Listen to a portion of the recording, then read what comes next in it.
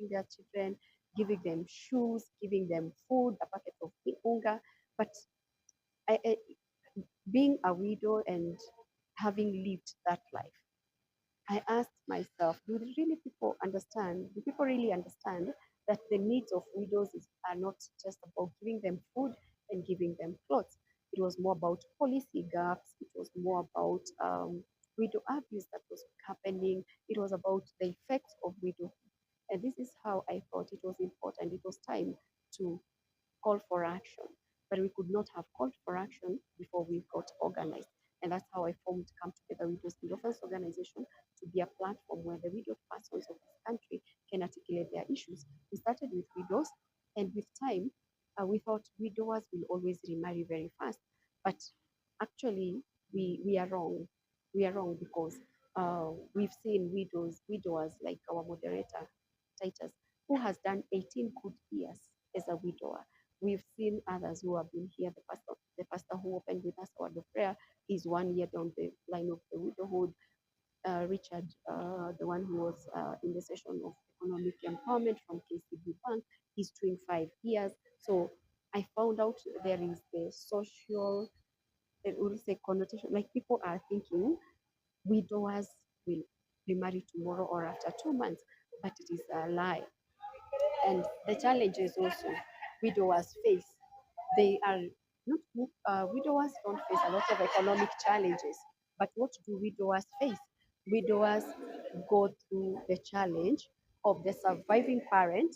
The children will want to be taken, I mean, the family of the wife, they want to take away the children. But what does the constitution talk about the surviving parent? The surviving parent has a responsibility to take care of the children. So most of the issues of widowers are children, the family of the late wife wanting to take away the children just because he's a man, he's busy, he doesn't want to take care of the children. The man will get married, and we forget that this widower needs comfort from the children. These children, they help, they accelerate healing after losing the spouse. And then now the cases of widows, we say women are very vulnerable. So they are more vulnerable. Access to finance is a problem to them. We find issues of property disinheritance in the African countries, and Kenya being one. The issues of culture, I keep saying, culture is not a one-day job, it's not a one-year job. You cannot uproot culture immediately. What we are doing to address the issue of culture is what we are doing today, addressing the issue of culture with duty bearers. You've been here, we have had the IG of police represented because when a widow goes to report that my brother-in-law has beaten me just because maybe they want to inherit me and I have refused, it's an issue of culture. So if this issue meets the police officer at the OB desk who doesn't understand or who believes in culture, will be like, si uende ufanye hiyo kitu, this is what we do. So that's why we decided to come up with this forum. In this forum, we have brought duty bearers. It's a small forum, but the minds that are here, they are the minds, because we were writing even to the PSS. Actually, we were writing to the PSS and the CSS and asking them to nominate, if they're not available, the most senior directors. I mean, unlike widowers who don't have to go to court so often for succession issues. But you find widows are always in court, and then you find there is contesting the succession issue. You find maybe the other women who will come, then there are other family members, maybe from the side of the man, who will come and say, "Oh, we were dependents. This is our kin whom we were depending on." So you find the succession issue is a thorn in the flesh of so many widows. And then you find also the issue of land.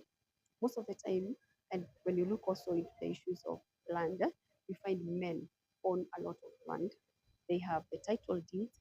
A very small fraction of less than 10% of women in this country are owning land, and majority of them widows. When the husband leaves through death, then you find we are always in court and trying to figure out, battling with the family. Even when we talk about arbitration, when you talk about sitting down and coming up with amicable solutions, sometimes it doesn't work, and you find it is the widows who end up in court or in huge numbers. And then also their children.